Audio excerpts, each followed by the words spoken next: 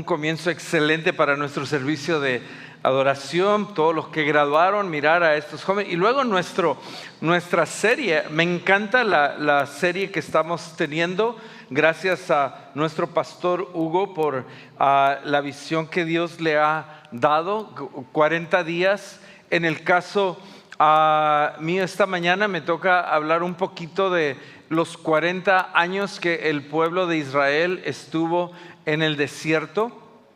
Y así que vamos a enfocarnos un poco en eso, pero déjeme comenzar ahí en Éxodo capítulo 2, versículo 15 y versículo 21, estos dos versículos porque son importantes. Dice: pero Moisés huyó de la presencia de Faraón y habitó en la tierra de Madián. Entonces Moisés estuvo contento de convivir con aquel varón, dice, y él le dio a Séfora, su hija, como esposa. Qué barbaridad, pues llévensela bien con el suegro, mire, y le va bien, ¿verdad? Pero mi punto aquí es Moisés sale huyendo. Quiero que veamos un poco del trasfondo de esto. Moisés sale huyendo porque él estaba viendo las injusticias que estaba pasando el pueblo hebreo allá en Egipto, mientras estaban en la esclavitud. Y partes de esas injusticias él tomó cargo y dijo: no es justo. En ese proceso maltrató a un egipcio, mató directamente a un egipcio porque maltrataba al pueblo hebreo, y a causa de eso tuvo que salir huyendo. Moisés que había crecido ahí en Egipto, bajo Faraón, tuvo que salir. Pero ese tiempo que él estuvo allá, Dios lo preparó. Y la pregunta es: ¿cómo es que preparó Dios a Moisés para ser el líder y guiar a los hebreos fuera de la esclavitud de Egipto? Lo preparó no en un día. Hello, ¿están aquí? No lo preparó en un día, lo preparó más bien a largo tiempo, no a través de un evento, sino con un proceso. Y Dios también guió a otros a través de lo largo del tiempo. Vemos cómo Dios preparó a aquellos hombres en un proceso para que vinieran a ser los líderes que llegaron a ser. Noé esperó 120 años antes de que llegaran las lluvias que habían sido predictas. Abraham esperó 25 años por un hijo de promesa que se le dio. José esperó 14 años en prisión por un crimen que no cometió. Job esperó quizá toda una vida, 60 a 70 años, por la justicia de Dios. Dios no los prepara en un horno de microondas. Dios no prepara a nadie en un microondas en cosa de segundos o minutos. Dios prepara a sus líderes en una olla eléctrica a temperatura baja, lenta y a largo tiempo. ¿Quieres tener una buena barbacoa de lengua? Hello. Ponla en la noche así en un crockpot de esos eléctricos. Pone un poquito de ajo, sal, un poquito de pimienta. Conéctala, préndela y déjala toda la noche. Hello. Y en la mañana me invitas a los tacos. Más importante que la meta, escucha bien, más importante que la meta esperada es el trabajo que Dios hace en nosotros mientras esperamos. El problema es que no nos gusta esperar.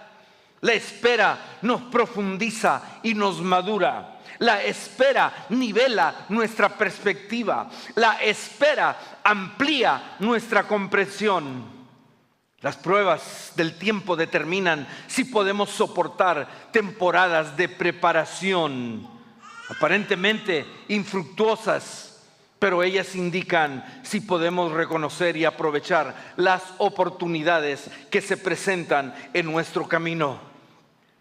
Así que esta mañana yo te invito ahí a Josué capítulo 3, versículos del 1 al 6, que es donde nos vamos a enfocar. Josué capítulo 3, versículos del 1 al 6, preparándote para el poder maravilloso de Dios. Y yo pregunto, ¿estás preparado para ver el poder maravilloso de Dios en tu vida?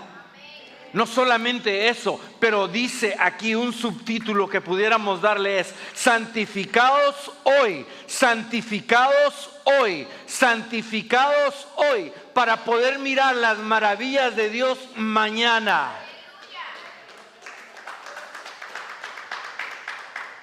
El libro de Josué es una historia de comienzos y finales.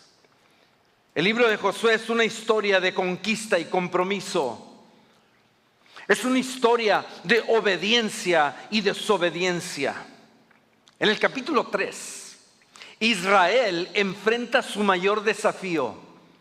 Después de haber pasado 40 años en el desierto, estuve allá en Eliat, Israel, y me encantó esa ciudad porque por su significado. Eliat, Israel, está pegado a Egipto. Ahí está al lado del Mar Rojo. Tú miras al otro lado del Mar Rojo y está Jordán, está Arabia Saudita, en este lado está Egipto, aquí está Eliat, Israel. Ahí es donde supuestamente el pueblo de Israel, que en ese tiempo era el pueblo hebreo, salieron de Egipto liderados por Moisés, pero por cabezudos y cabezones, y por tercos y desobedientes, un camino que les tomaría unos cuantos meses, les tomó 40 años. Y en ese desierto de ahí de Eliat, tú manejas unos 15, 20 minutos. Ahí está el desierto donde ahí anduvieron vagando por 40 años. En medio de ese desierto hay un campamento y tienen el tabernáculo, tienen ahí una réplica del tabernáculo. Tú puedes ir ahí y te dan todo un tour y te enseñan todo lo del tabernáculo. Es una maravilla. En el capítulo 3, Israel enfrenta su mayor desafío después de que Moisés murió. Ahora están bajo el liderazgo de Josué. Ya han sido preparados por 40 años. Literalmente están al borde de su mayor victoria. Están ahí en Abel Sittim, en los campos de Moab, al pie de las montañas de Moab. Los israelitas están esperando. Es el 9º día de Abib. Yo sé, me van a preguntar, ¿y qué es Abib? Hello. Qué bueno que preguntan. Porque Abib son 900 años después. Eso se le llamó o se le llama Nisan. Ahora, para ti y para mí es la primavera, es abril. Eso es todo lo que es, ¿verdad? No es que cuando dice uno Abib es como que, oh, wow. Pues no, es abril, hello, es la primavera. Así que es el comienzo de la primavera. Josué se levanta temprano esa mañana y hace que el campamento se mueva hacia el Jordán. Quiero que veas todo lo que está sucediendo. 40 años de preparación. Han estado siendo preparados todo ese tiempo para llegar hasta este punto en sus vidas. Es una marcha fácil, solamente levántense de aquí y nos vamos a ir al pie del río. Y se les requiere esperar ahí 3 días. Y yo digo, pues ya esperaron 40 años. Hello, ¿qué son 3 días? 3 días. Y sucedió, dice el versículo 2, que después de 3 días. Yo no sé qué es lo que Dios le dijo a Josué. Pero le dijo, tienen que esperar ahí 3 días. Eso es lo que Josué le dijo al pueblo. Mi respuesta hubiera sido, hey, vámonos ya, vamos a cruzar de una vez. ¿Qué estamos esperando? Pero qué interesante, el molino de Dios muele lentamente y nosotros somos tan impacientes. Yo recuerdo que yo crecí ahí en Río Bravo, Tamaulipas, y todas las mañanas yo iba al molino. En la noche preparaba el maíz, lo cocía, le ponía cal, todo lo que en la mañana lo lavaba, y a las 5:30 de la mañana yo estaba ahí haciendo fila en el molino. Y el señor del molino estaba ahí tomando su tiempo. Y decía, el que sigue. Y yo, pues, ¿por qué no le da más recio a ese molino? Oye, nosotros estamos aquí desde las 5 de la mañana. El Señor no llevaba prisa. Escucha una cosa. El molino de Dios muele lentamente y nosotros somos impacientes.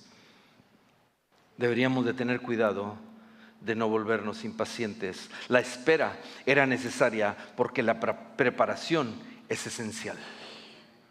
Iglesia, el buen pastor, la espera a veces es necesaria porque Dios nos está preparando y eso es esencial.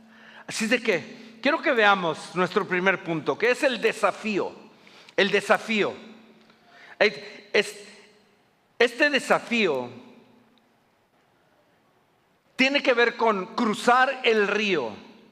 Tácticamente, Josué quería ganar delantera en la fortaleza de Jericó. Desde ahí podría lanzar su ataque hacia el sur, hacia el oeste, hacia el norte. Era estratégico, pero el Jordán se interponía en su camino. Ese era el desafío.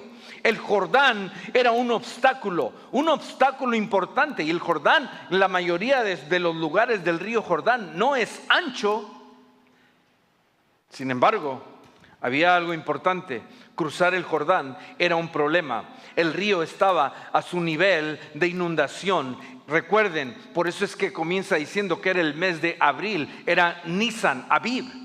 Era abril. ¿Qué significa eso? Que en las montañas se está derritiendo toda la nieve y baja toda el agua, viene al río Jordán, y el río no solamente está inundado, pero lleva corrientes fuertes, lleva troncos, lleva todo lo que el agua agarra al camino, lo lleva. Para cruzar, una persona podía cruzar nadando con mucho cuidado, pero para cruzar 1,5 millones a 2,000 personas con todo lo que traían era un desafío.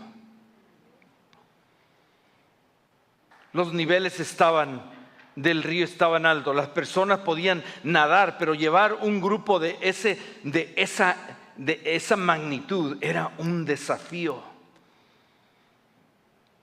El río tenía también que ser cruzado durante el día. Esa era otra cosa, no podían cruzar de noche. ¿Por qué? En verdad, esto no sería una maniobra militar, sino una procesión religiosa. A menudo nos encontramos ante el Jordán, tú y yo. Esos desafíos de la vida. Pero déjame te digo una cosa, ese no era un obstáculo o un bloqueo completo. Esa era una estación de preparación. Oh, hello.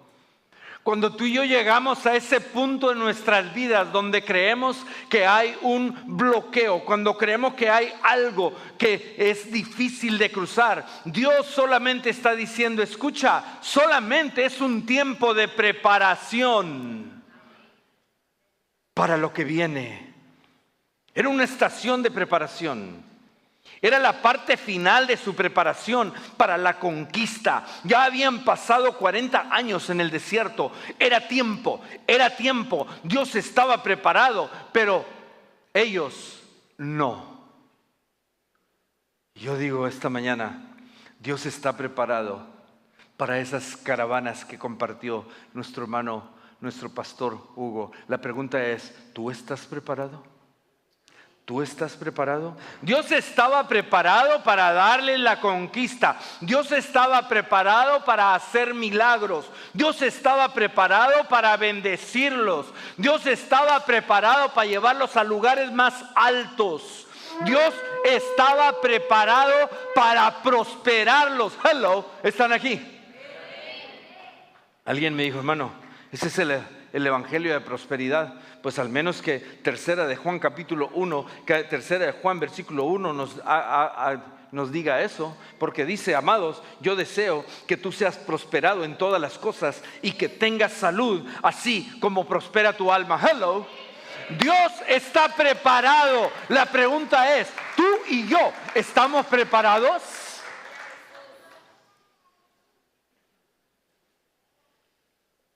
Un joven, Abraham Lincoln, fue el que dijo estas palabras: estudiaré y me prepararé y quizá mi momento llegará. Hello.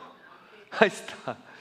Yo sé que para muchos de los estudiantes 4 años son como 40 años en el desierto, ¿no? Pero déjame te digo una cosa: prepárate, estudia y tu momento va a llegar. Eso es lo que deberíamos de hacer. Este mensaje no trata sobre la victoria, trata sobre la preparación para la victoria. Hello. Nosotros queremos hablar de las victorias. Nosotros queremos hablar de esas victorias. Pero ¿qué de la preparación para poder obtener esa victoria? Y sabes una cosa, aquí en este pasaje nos da la clave, nos dice qué es lo que tenemos que hacer. Y dice, santificados hoy, santificados hoy, santificados. Ojalá está aquí. Dije lo que dice la palabra de Dios ahí en Josué capítulo 3, santificados hoy. Santificados hoy, ¿para qué? Porque mañana Dios hará maravillas. Y si las quieres ver, santifícate hoy. Si quieres ver la bendición mañana, santifícate hoy. Si quieres ver cómo Dios va a transformar tu vida, santifícate hoy. Si quieres ver cómo Dios va a transformar tu matrimonio, tu familia, santificados hoy, porque mañana Dios hará maravillas.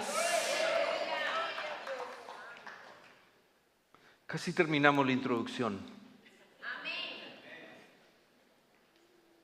También hay el desafío no solamente del río Jordán, pero está el desafío de un nuevo comienzo. Oh, cómo batallamos con eso, Dios mío. Nosotros no nos gustan las cosas nuevas, al menos que sea un carro o una casa. Hello. De ahí para allá no nos gusta lo nuevo. Queremos comenzar algo nuevo en la iglesia, nos oponemos a todo lo nuevo. Pero allá afuera yo no miré a nadie que anduviera manejando un 1955, un Ford. Hello. Porque nos gusta el aire acondicionado. Excuse me. Estaba también el desafío de un nuevo comienzo. Cruzar el Jordán es un acto jurisdiccional. Marcó el comienzo de una guerra santa. Eso es lo que significa. Cuando cruzaron el río, no había vuelta atrás. Cuando cruzaron el río, ya no podían regresar. Cuando cruzaron el río, era como cruzar el Rubicón. Cruzar el Rubicón significa pasar un punto de donde no hay retorno, y se refiere al cruce del río Rubicón en el norte de Italia por el ejército de Julio César en el año 49 antes de Cristo, que se consideró un acto de insurrección y traición. Cruzar el río Jordán para ellos era un acto de una guerra santa, jurisdicción. No hay retorno más. La guerra está ya dictada. Este es un nuevo punto en la historia. Para aquellos que quieren una palabra diferente de un nuevo comienzo, bueno, ha comenzado una nueva dispensación. Si esa es la mejor palabra para ti, ahí te va. Ustedes no han pasado por este camino antes, se les dice en el versículo 4 del capítulo 3 de Josué. Ustedes no han pisado este lugar antes. Ustedes no han pasado por aquí antes. El camino no pisado se extendía ante ellos. Nunca habían venido por este camino antes. Aquellos que siguen a Dios se encontrarán caminando por nuevos senderos. Aquellos que no habían estado por ese camino antes, Dios sí lo había estado. Quizá tú y yo no hemos caminado estos nuevos caminos, pero Dios ya los caminó. A mí no me asusta el futuro, porque aquel en el que he creído, Él ya está allá. Hello. No solo iban a donde nunca habían ido antes, sino que iban a hacer las cosas que nunca habían hecho antes. ¡Qué bendición! Yo me gozo en oír, en mirar el liderazgo de nuestro pastor Hugo y ver cómo es que Dios lo está llevando, lo está guiando, le está dando visión, le está dando liderazgo, y cómo es que la iglesia también está captando esa visión. Dios está siempre haciendo cosas nuevas en medio de su pueblo.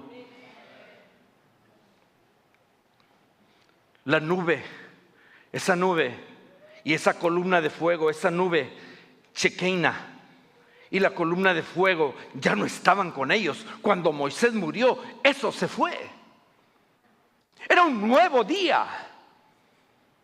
El arca del pacto había sido llevada en medio de ellos. Fíjate bien, el arca del pacto había sido llevada en medio de ellos. Ahora iba liderada delante de ellos. Cuando antes iba en medio, ahora el arca del pacto va enfrente. Imagínate eso. Su posesión más valiosa estaría justo al frente. Antes el arca del pacto era llevada por los hijos de Coat. Números capítulo 3, versículo 30 y Números 34, 15 nos dice que el arca era llevada por los hijos de Coat. Ahora el arca del pacto es llevada por los sacerdotes. Las cosas cambian. Antes era el pastor Rolando, después era el pastor Enrique, ahora es el pastor Hugo. Las cosas cambian. Hello, ¿están aquí, hermanos? Qué barbaridad. Eso no está ahí en la Biblia, eso yo lo dije nomás así, ¿verdad? Pero es importante entenderlo, que Dios lleva a su pueblo de un punto a otro y las cosas cambian, aún aquellos que llevaban el arca del pacto. Este hombre, Maquiavelo, dijo: no hay nada más difícil de emprender, más peligroso de conducir y más incierto en su éxito que tomar el liderazgo de algo nuevo. ¡Wow! ¡Qué barbaridad! Salomón escribió y dijo esto: no hay nada nuevo debajo del sol. En Eclesiastés capítulo 1 versículo 9 dice: no hay nada nuevo debajo del sol. Para Salomón no era nada nuevo, el hombre más sabio que existió aquí en la tierra. Pero déjame te digo una cosa, para ti, para mí es nuevo todo.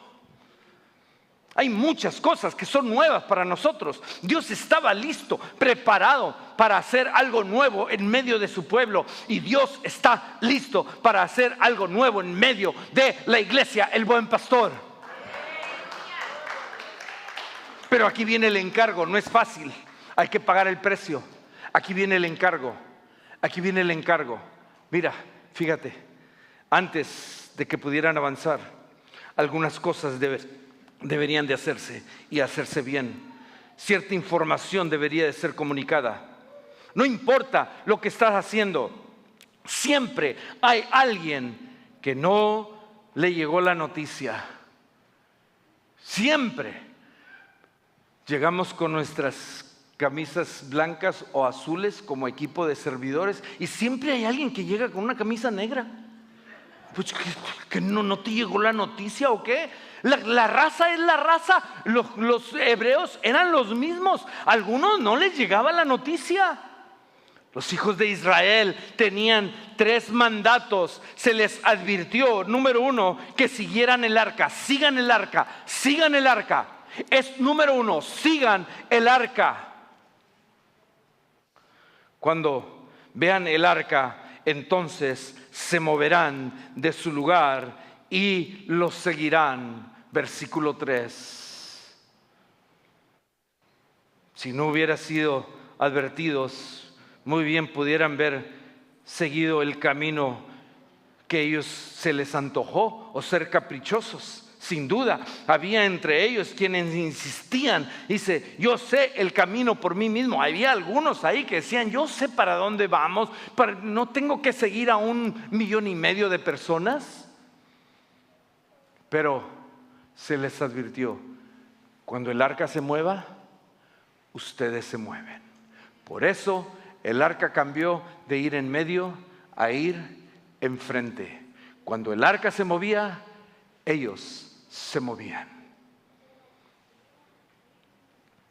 El propósito se declaró para que sepan el camino por el cual han de ir. El arca contenía las 2 tablas de piedra. El arca contenía la palabra del Señor que estaba consagrada en el arca. El arca también hablaba de ceremonia, de clemencia y misericordia. La parte superior del arca se llamaba el propiciatorio. El arca también fue llamada el pacto del Señor, versículo 8. Y el arca apuntaba al creador de todo, Cristo Jesús. Hello.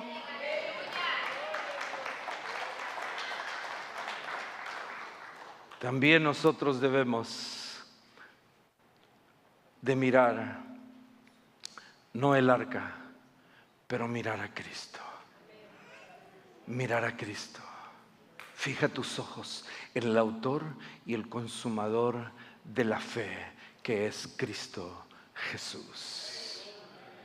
Como aquel hombre que le dijo a Jesús, Maestro, te seguiremos a donde quiera que vayas. Así debe ser nuestra actitud. No conocemos la ruta, no conocemos los planes, no podemos tener éxito haciendo lo que queremos, pero si tú, Señor, tú lo conoces, tú conoces la ruta, tú conoces los planes y yo te seguiré.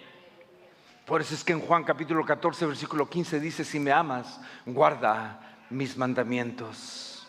También se les insistió, se les advirtió a mantener distancia del arca. No te acerques al arca. Hay cierta distancia que tienes que llevar. Sin embargo, habrá un espacio entre ustedes y ella, dice, y de aproximadamente 2 codos de medida. No deberían de acercarse a menos media milla del arca. ¿Por qué deberían de mantenerse tan alejados del arca? Una respuesta es que eran pecadores. Pues ¿qué más? Eran pecadores. El arca representaba la presencia de Dios. El arca tenía ahí simbólicamente la palabra de Dios. Tenía los mandamientos. El arca mantenía todo eso. No podían arrimarse hasta menos, por lo menos media milla retirados. También podríamos decir que deberían de mantener, por supuesto, Dios es santo y no podían hacerlo, pero también deberían mantener sus ojos en el arca. Con la multitud, 1,5 millones a 2 millones de personas, esto sería imposible, excepto para los pocos que estaban al frente, al menos que el arca estuviera a cierta distancia. Por eso es que estaba retirado, para que todos pudieran mirar. El arca se mueve, nosotros nos movemos también. Esa era parte del mandato. También, de la misma manera, debemos de mantener nuestros ojos en Jesús y seguir sus pasos. Cuando Él nos dice, movámonos, nos movemos. Estos son los que siguen al Cordero, dice Revelación, capítulo 14, versículo 4. No debemos seguir el mapa, debemos de seguir el guía. El requisito para seguir es que veas por dónde Él va. El requisito a seguir es que veamos a dónde Él va. Y a donde Él va, allá es a donde yo quiero ir. El requisito para seguir ese es. La Biblia dice, los pasos del hombre bueno son ordenados por el Señor y Él se deleita en su camino. Salmo 37, versículo 23. Eso también debería ser cierto para nosotros. Pero aquí viene la parte interesante, porque se les dice que se santifiquen. Se les dice que se santifiquen. Esa es la parte que no nos gusta. Se les dice que se santifiquen. Versículo 5. Y Josué dijo al pueblo: santifíquense. Pero no nomás les dice santifíquense, les dice santifíquense hoy. Hoy. En un sentido físico, significaba limpiar su cuerpo y su ropa, aún absteniéndose de relaciones sexuales. En un sentido moral, significa purificarse a través de la devoción, la oración, la meditación y la comunión con Dios. Santificar es uno de los términos más difíciles en la Escritura. Hay muchas matices de significado. Hay tanto un lado divino como un lado humano en la santificación. Por ejemplo, los calvinistas se centran en el lado divino. Así como los arminianos se centran en el lado humano. El término se utiliza por primera vez en la Biblia en Génesis capítulo 2, versículo 3. Y Dios bendijo el séptimo día y lo santificó. Aquí Dios es el agente. El término se utiliza nuevamente en Éxodo capítulo 13, versículo 2, donde dice: santificaos para mí, santificad para mí todos los primogénitos. Aquí el hombre es el agente. Y en Éxodo 19:10, el objeto es la limpieza personal. Y el Señor dijo a Moisés: ve al pueblo y santifícalo hoy y mañana y déjalos lavar sus ropas. Nosotros como cristianos somos amonestados a santificarnos. Santificados hoy. ¿Quieres ver maravillas en tu vida? Santifícate hoy. ¿Quieres ver maravillas en tu familia? Santifícate hoy. ¿Quieres ver maravillas en el pueblo de Dios? Santifícate hoy, no mañana. Mañana son las maravillas, si las quieres ver. Hoy es el día. Hebreos 10:22 dice: purificados de mala conciencia y nuestros cuerpos lavados con agua pura. No podemos santificarnos a nosotros mismos, pero su gracia poderosa, despojada en nosotros, nos limpia de todo. Podemos liberarnos de todo pecado conocido. Dice 2 Corintios 7:1: por tanto, amados, teniendo estas promesas, limpiémonos de toda contaminación de carne y de espíritu, perfeccionando la santidad en el temor de Dios. Y 1 de Juan capítulo 3, versículo 3 dice: y todo aquel que tiene esta esperanza en Él se purifica a sí mismo, así como Él es puro. El que tiene confianza en Él. Acérquense a Dios, dice Santiago. Acérquense y Él se acercará a ustedes. Limpien sus manos, pecadores, y purifiquen sus corazones, los de doble ánimo. Podemos separarnos de otros compromisos y hacer de su obra la prioridad. Pastor, es que es difícil. No, cuando tú y yo queremos, nos separamos de muchas cosas. Aún nos separamos de gente cuando es necesario. Nos separamos de iglesias. Dios está diciendo: ahora sepárate, pero sepárate del pecado. Santifícate hoy si quieres ver maravillas mañana. Si no te importan las maravillas de Dios, si no te importan los milagros de Dios en tu vida, si no te importa ser bendecido, entonces no lo hagas, échale ganas. Pero este es el mensaje que era para ellos y este es el mensaje que es para nosotros hoy en día. Y luego dice el compromiso. El compromiso. Y Josué dijo a los hijos de Israel, versículo 6. Y Josué dijo a los hijos de Israel. Esto se me hizo bien interesante, ahorita lo mencioné y quiero regresar a eso. Porque yo pregunto, ¿de qué manera le habló Dios a Josué? Bueno, en primer lugar, ¿qué me importa? ¿No? Entonces, imagínate que yo venga y le diga, a ver, Dios, dime, ¿cómo le hablaste a Josué? ¿Tú qué crees que me va a decir? Hello. Exactamente eso es lo que me va a decir.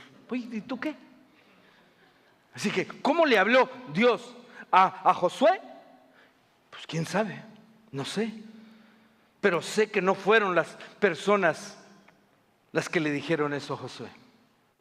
No fue nadie del 1.5 millones de personas o los 2,000 millones de personas que están ahí.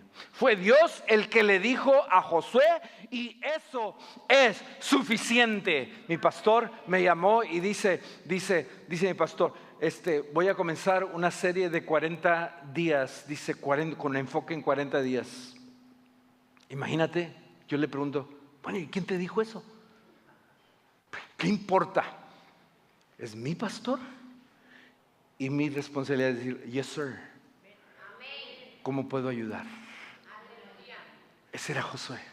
Dios le habló y viene Josué y le dice a su pueblo, hey, órale, se me levantan y nos vamos a movernos. La promesa es profundamente importante aquí. Las personas de esa promesa es importante también, porque Josué les dice, hagan esto, levántense, santifíquense, porque Dios hará. Qué interesante. Josué no les dijo, santifíquense y quizá mañana vamos a ver maravillas. Santifíquense y es probable que mañana Dios va a hacer un milagro. Santifíquense y quién sabe si no, santifíquense y Dios hará.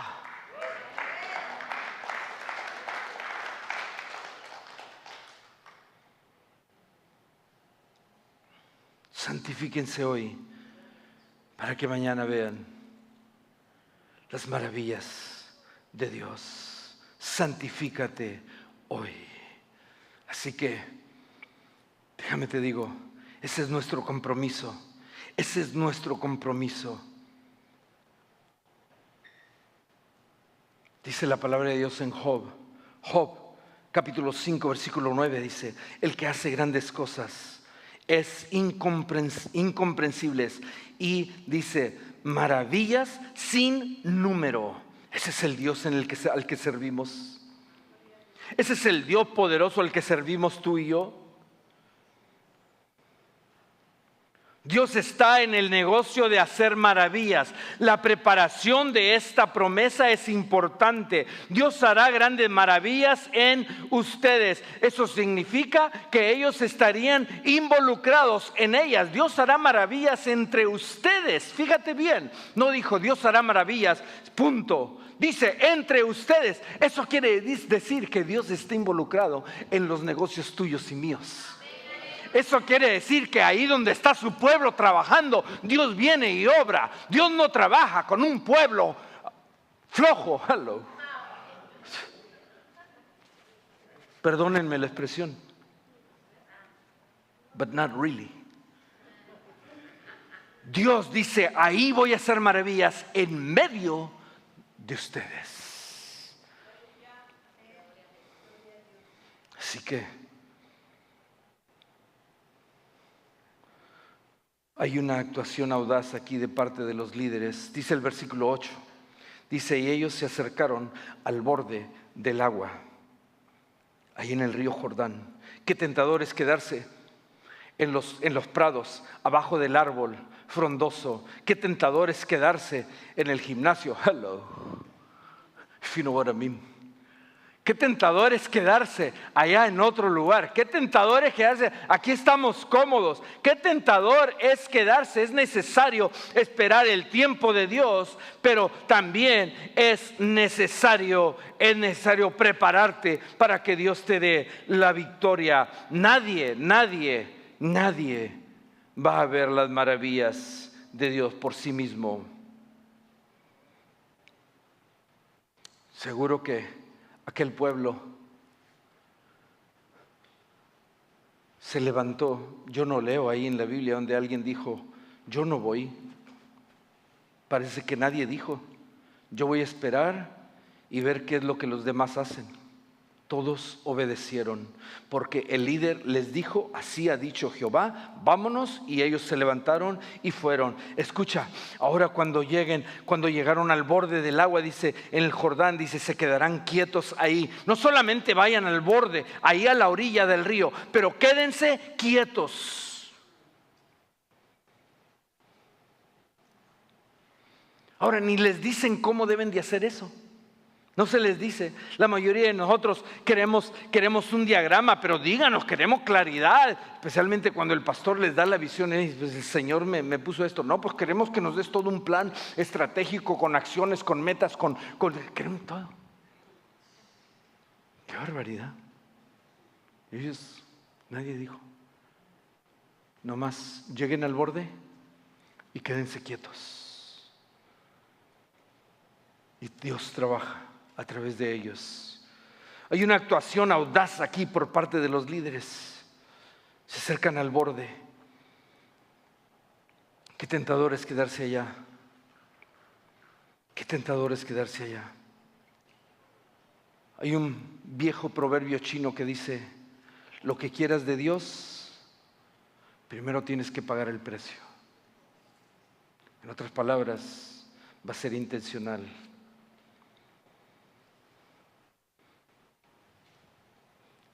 Déjame darte la conclusión, pero mucho me temo que la conclusión es casi como otro sermón. Pero es la conclusión, porque el punto está aquí. Santifíquense hoy para que Dios haga maravillas mañana. Hay algo nuevo en el Buen Pastor. Dile al que está ahí: hey, hay algo nuevo aquí en el Buen Pastor. Están pasando cosas nuevas aquí en el Buen Pastor. Dile: está pasando algo nuevo en mi vida. Díselo. Ahora, si no está pasando nada nuevo, no le digas nada, porque son mentiras.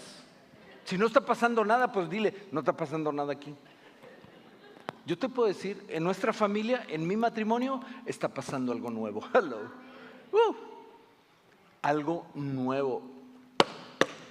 Y me gusta. Excuse me. ¿Das cuenta?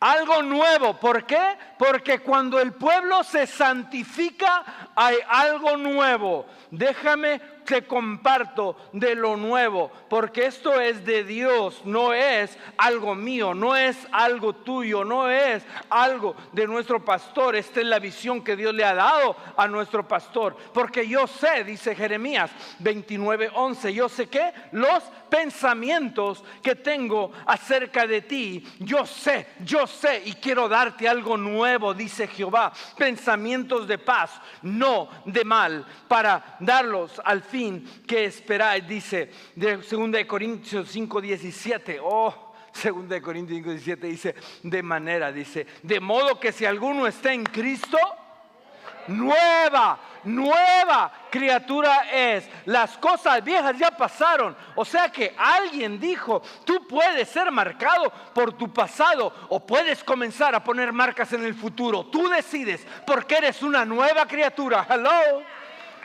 Porque he aquí yo hago todas las cosas nuevas. Isaías 43:19.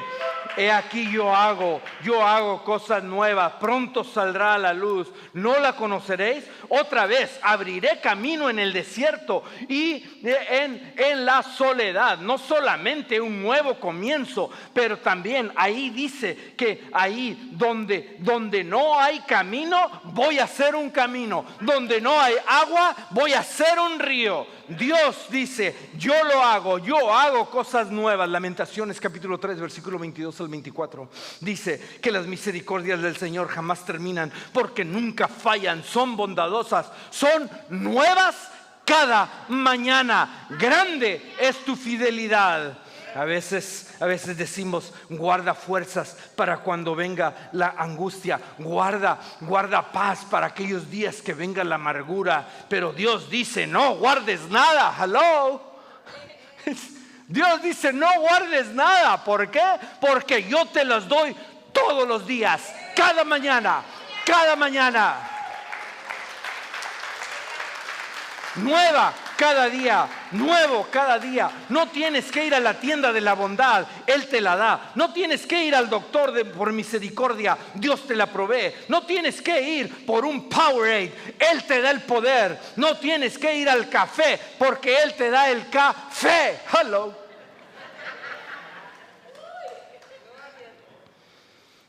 Revelación capítulo 21 versículo 5 dice: el que está sentado en el trono dijo: yo hago nuevas todas las cosas. Ese es lo que Dios tiene para nosotros, algo nuevo.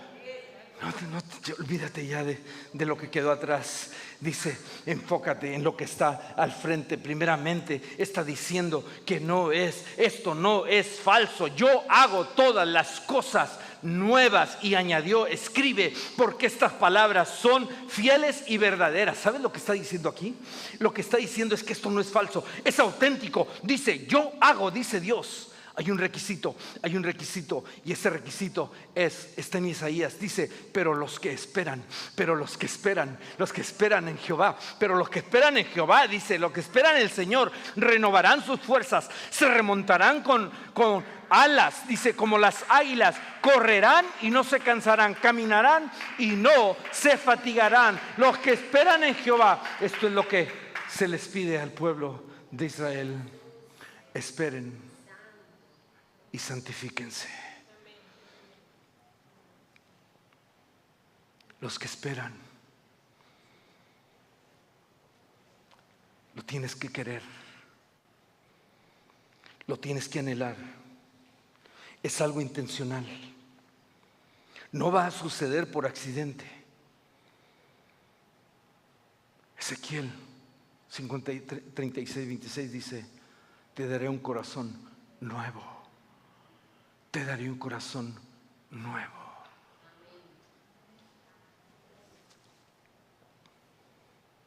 Pero es que yo soy bien malo, pastor. Dios te da un corazón nuevo.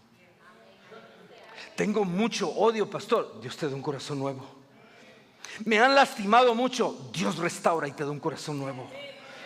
Mis padres y mis hermanos me abandonaron. Dios te da un corazón nuevo. Tuve una infancia muy dolorosa. Dios te sana y te da un corazón nuevo. En la mañana sus misericordias son nuevas, grande su fidelidad. Empieza de nuevo cada mañana. El gozo llega. Por su ira es solo por un momento, y su favor es para toda la vida. Dice la palabra de Dios que el llanto puede permanecer durante toda la noche, pero la alegría viene en la mañana. Santificados hoy,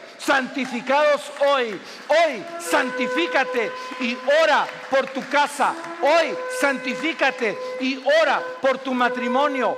Hoy santifícate y ora por tus finanzas. Hoy santifícate y ora por tu negocio. Hoy santifícate y habla de tus circunstancias, y con fe puedes decir: ya es una nueva mañana, es un nuevo día. Hoy santifícate y Dios hará maravillas. A través de la Biblia, hombres y mujeres se han puesto de pie y orado de una manera radical, y han visto lo imposible hacerse posible. Moisés dijo: muéstrame tu gloria. Caleb dijo: dame esa montaña. Elías dijo: quiero una doble porción de tu espíritu sobre mí. Jabes dijo: ensancha mi territorio. Y todos ellos, así como lo pidieron, se les fue dado, porque aprendieron, hombres pecadores, aprendieron a santificarse y mirar las maravillas de Dios al siguiente día. Para este punto ya deberían de estar casi corriendo al altar. Hello. Pero está bien, no hay problema, porque no tienes que venir aquí. Solamente lo puedes hacer ahí de donde estás. Abre tu corazón al Señor. Yo no conozco tu vida. Quizá conozco tu nombre, pero no conozco tu vida. Pero Él sí la conoce. Así que dice: santificaos hoy. Cierra tus ojos. Inclina tu rostro. ¿Cuántos hay aquí esta mañana que dicen, pastor,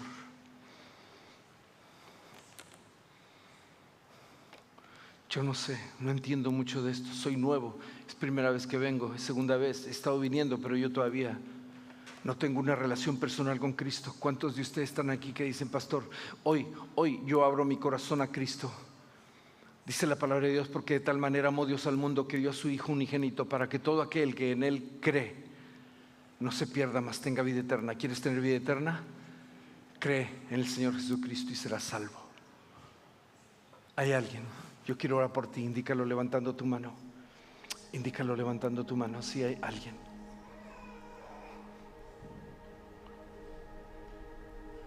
Muy bien. Ahora que Dios le bendiga. Veo su mano.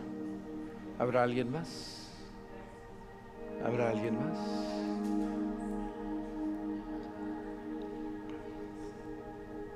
Ahora déjame hacer una diferente invitación. Y esto es para el pueblo de Dios. Esto es para ti y para mí. Y después de esto paso el tiempo a quien corresponda. Pero déjame te digo, hay alguien que dice, pastor, yo quiero ver esas maravillas mañana. Yo quiero ver esas bendiciones mañana.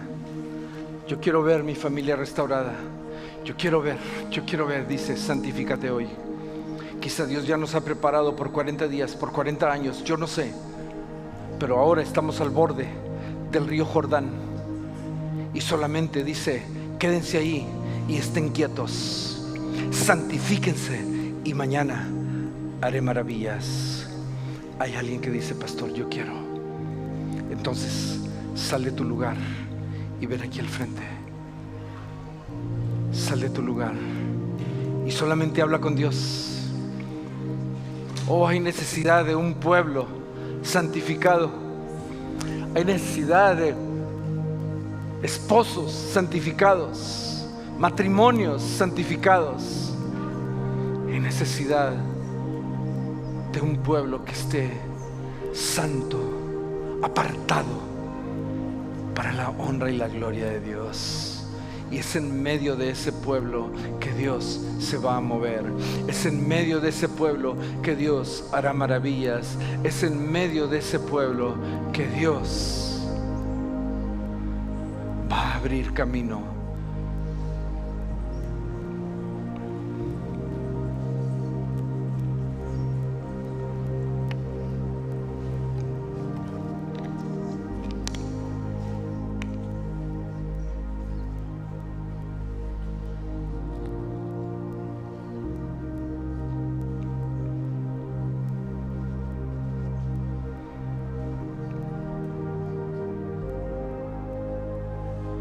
Padre Santo,